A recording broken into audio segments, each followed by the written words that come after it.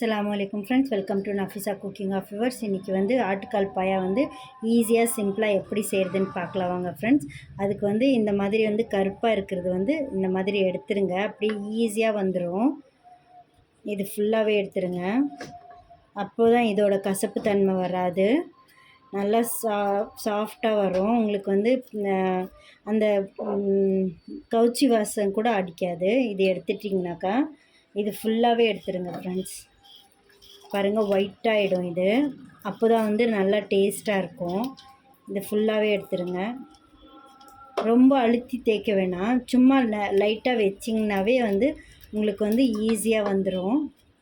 என் video எப்படி இருக்குதுன்னு எனக்கு கமெண்ட் பண்ணுங்கள் ஃப்ரெண்ட்ஸ். லைக் பண்ணுங்கள், ஷேர் பண்ணுங்கள், மறக்காமல் சப்ஸ்கிரைப் பண்ணுங்கள்.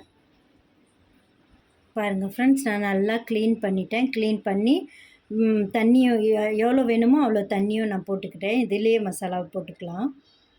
பாருங்கள் ஃப்ரெண்ட், அதுக்கு தேவையான இன்க்ரீடியன்ட்ஸ் வந்து நான் வந்து 3 வெங்காயம் எடுத்திருக்கேன். அது எல்லாமே வந்து ஒரு சாப்பிங் போலுக்கு மாற்றிக்கிறேன். சின்ன வெங்காயம் இருந்துச்சுன்னா 3 போட்டுக்கோங்க. பெரிய வெங்காயம் இருந்துச்சுன்னா நான் ஒரு செட்டு எடுத்திருக்கேன் ஆட்டுக்கால். அதனால் வந்து நான் 3 வெங்காயம் போட்டிருக்கேன்.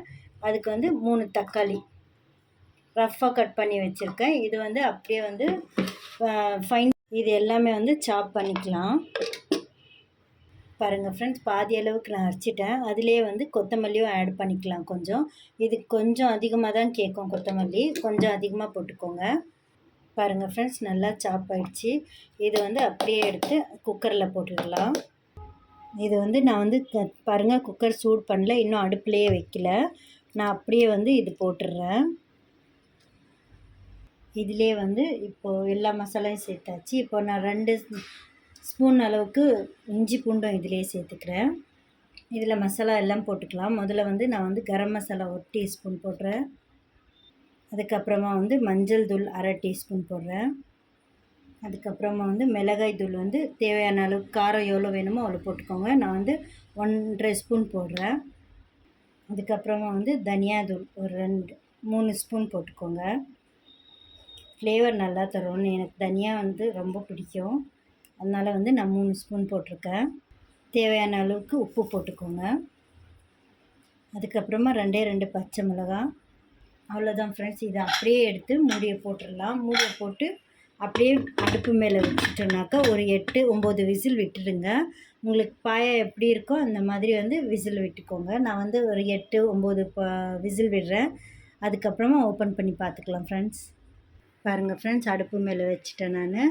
இப்போ வந்து ஒரு 9 விசில் விட்டுட்டோன்னாக்கா அதுக்கப்புறமா ஓப்பன் பண்ணி பார்த்துக்கலாம். அது வரைக்கும் தேங்காய் அரைச்சிக்கலாம். பாருங்கள் ஃப்ரெண்ட்ஸ், ஓப்பன் பண்ணி பார்த்துக்கலாம். சூப்பராக வந்திருக்கு. கலர் நல்லா இருக்குது. பாருங்கள் ஃப்ரெண்ட்ஸ், நல்லா வெந்துருச்சு. இப்போ வந்து ஸ்டவ் ஆஃப் பண்ணிவிட்டு நான் வந்து தேங்காயை போட்டுக்கிறேன். பாருங்கள் ஃப்ரெண்ட்ஸ், தேங்காய் வந்து நான் எவ்வளோ நைஸாக அரைச்சிருக்கேன்னு. எவ்வளோ நைஸாக இருக்குது பாருங்கள். இந்த மாதிரி இருக்கணும் குழம்புக்கு, அப்போ தான் சூப்பராக இருக்கும். இது வந்து இதிலே சேர்த்திக்கலாம். தேங்காயும் இதிலே சேர்த்துட்டேன். ஸ்டவ்வை நான் ஆஃப் பண்ணிட்டேன். அவ்வளோதான் ஃப்ரெண்ட்ஸ், குழம்பு வந்து சூப்பராக ரெடி ஆகிடுச்சு. வாங்க ஃப்ரெண்ட்ஸ், சர்வ் பண்ணிக்கலாம். பாருங்கள் ஃப்ரெண்ட்ஸ், சுட சுட ஆட்டுக்கால் பாயா ரெடி ஆகிடுச்சு. வாங்க ஃப்ரெண்ட்ஸ் சாப்பிட்லாம். அவ்வளோதான் ஃப்ரெண்ட்ஸ். அல்லாஹ் ஹஃபீஸ்.